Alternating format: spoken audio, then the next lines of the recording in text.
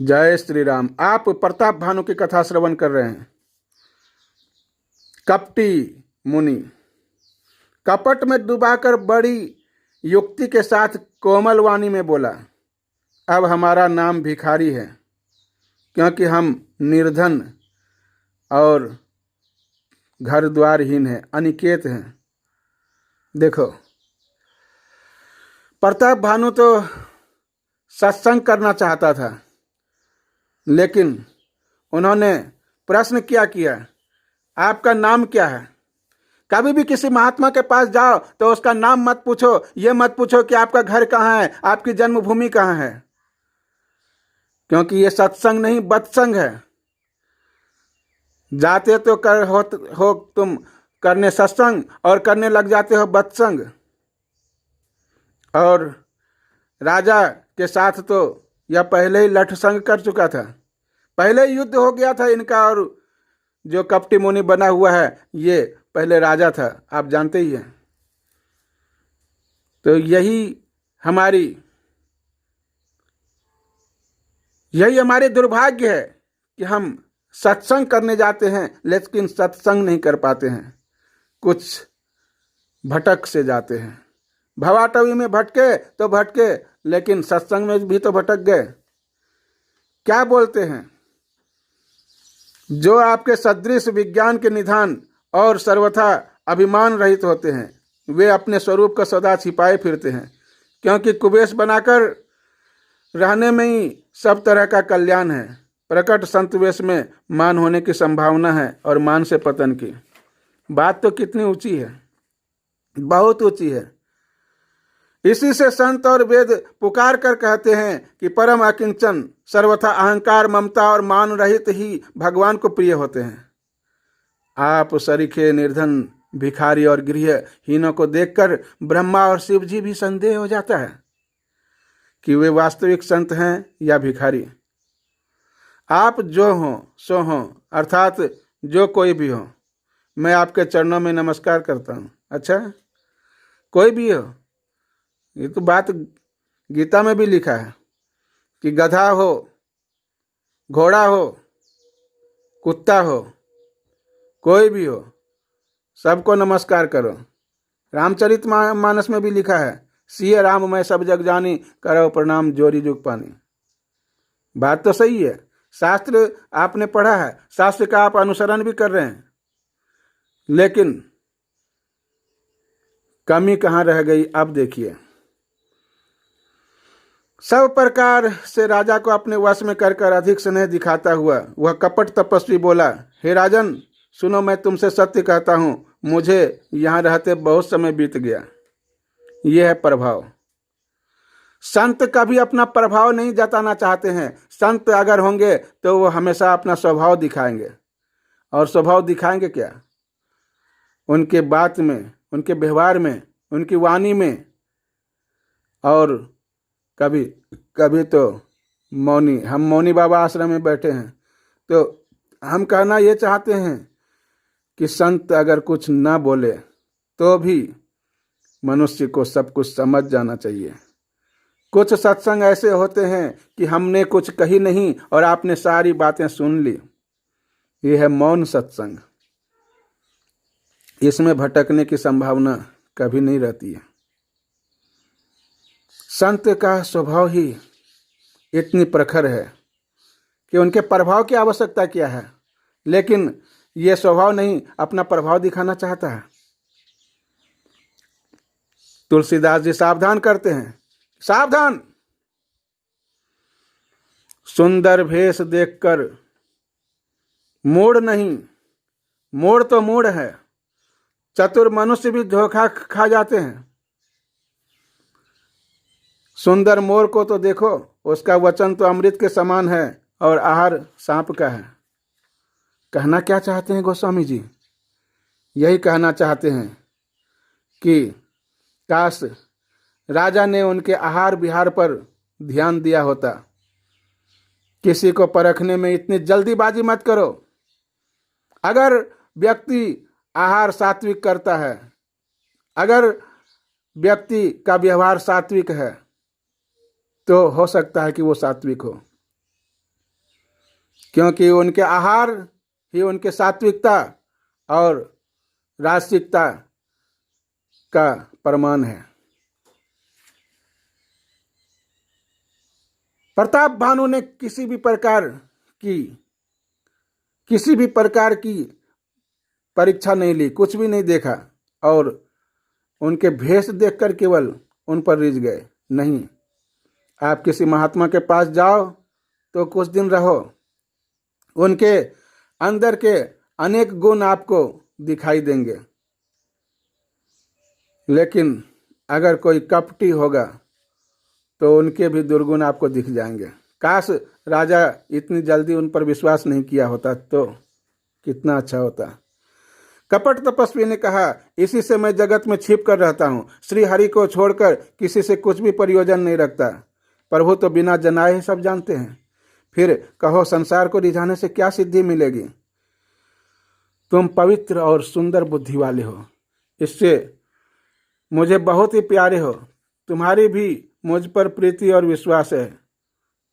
अब यदि मैं तुमसे कुछ छिपाता हूं तो मुझे बहुत ही भयानक दोष लगेगा। कितनी सुंदर बात करते हैं। जैसे जैसे वह तपस्वी उदासीनता की बातें कहता था, त्यों त्यों राजा को विश्वास उत्पन्न होता जाता था। जब उसे बगुले की तरह ध्यान लगाने वाला कपटी मुनि ने राजा को कर्म, मन और वचन से अपने वश में जाना, तब वह बोला, अब देखो, अब तक आपने जो कथा सुनी उसमें यह देखा कि राजा के अंदर कितनी निष्कामता है, बहुत निष्कामता है। परंतु जो यदृच्छया उनके अंदर किसी भी प्रकार की इच्छा नहीं थी, वो भगवान को अपना सारा कर्म सौंपता था। आज दमित वासनाएं अमित रूप में प्रकट हो रही है। क्या क्या वासनाएं उनके अंदर है। प्रताप भानु कहता है,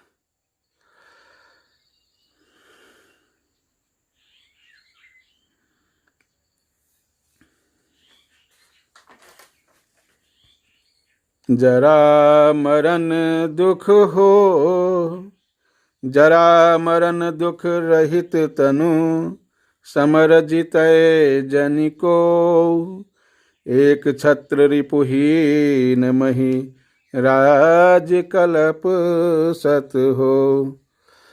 हे दया सागर, आपके दर्शन से ही चारों पदार्थ मेरी मुट्ठी में आ गए, तो भी मैं आपसे एक विनती करता हूँ। एक इच्छा हमारे मन में रह गई है। बोले बताओ क्या इच्छा है। बोले कभी बुढ़ापा नहीं आए। दिया। दो व्यक्ति को देने में जरा भी संकोच नहीं होता है। दो जगह आप जाओगे तो आप जो चाहोगे तुरंत मिल जाएगा। एक तो प्रभु के यहाँ, भगवान के यहाँ, वो देने में जरा भी संकोच नहीं करते हैं, और दूसरे वो जो कपटी मुनि होते हैं, यानी ढपोल शंख। आपने कथा सुनी होगी, जिनको कुछ देना ही नहीं है, बोलने में क्या जाता है, जो मांगा हाँ तुरंत दिया। दूसरी इच्छा, और जब एक इच्छाएं खत्म हो गई तो दूसरी इच्छाएं और आ गई। मरण, कभी हमारी मृत्यु नहीं हो, ठीक है दिया। इनने विचार किया कि मृत्यु तो नहीं होगी, बुढ़ापा भी नहीं आएगा, लेकिन यह शरीर है, इसमें आधी व्याधि कुछ भी आ सकता है। शारीरिक कष्ट, किसी भी प्रकार का रोग नहीं हो, चलो दिया। समर जीते नहीं को, कोई भी हमें युद्ध में न जीत सके। राजा ने कहा ठीक है, ये भी दिया। मनुष्य एक इच्छा पूरी नहीं कर पाता है और तब तक दूसरी इच्छा मन में आ जाती है। इसलिए हम कहते हैं कि इच्छाएं अनंत है। इच्छाओं पे कोई भी जब तक कंट्रोल नहीं करेगा, जब तक आपके मन में संतोष नहीं रहेगा, तो एक ना एक इच्छा आपकी प्रकट हो ही जाएगी। जिनके अंदर कोई भी इच्छा नहीं थी, लेकिन कहीं ना कहीं सूक्ष्म वासनाएं उनके अंदर छुपी थी, तब तो इतनी इच्छाएं उभर उभर कर आ रही है। अमित रूप में दमित वासनाएं प्रकट हो रही है। एक छत्र हमारे अलावा इस पृथ्वी पर कोई दूसरा राजा नहीं हो, फिर भी सोचे प्रताप भानु कि यदि हम सबको जीत लेते हैं तो मन से तो हम उनको नहीं जीत पाए, तो और एक वरदान मांग लिया रिपुहीन, कि हमारा कोई शत्रु नहीं हो। कितनी वासनाएं! जब इतनी वासना है, इतना कुछ मांगने के बाद भी एक वासना और शेष रह जाती है। कल्प सत हो, 100 कल्पों तक मैं राजा बना रहूं। कपटी मुनि ने कहा ठीक है, क्योंकि उनको तो कुछ देना ही नहीं है। जिनको कुछ देना ही नहीं है उनको बोलने में क्या जाता है। अब उन्होंने अपने फंदे में देखा कि ये शिकारी पूरी तरह से फंस गया है, तब कहना शुरू किया, हे राजन, ऐसा ही हो, पर एक बात कठिन है, उसे भी सुन लो। पृथ्वी के जो स्वामी हैं वो ब्राह्मण हैं, और ब्राह्मण कुल को छोड़कर सब तुम्हारे चरणों में शीश नवाएगा। ठीक तो है, ब्राह्मण बुद्धि का प्रतीक है।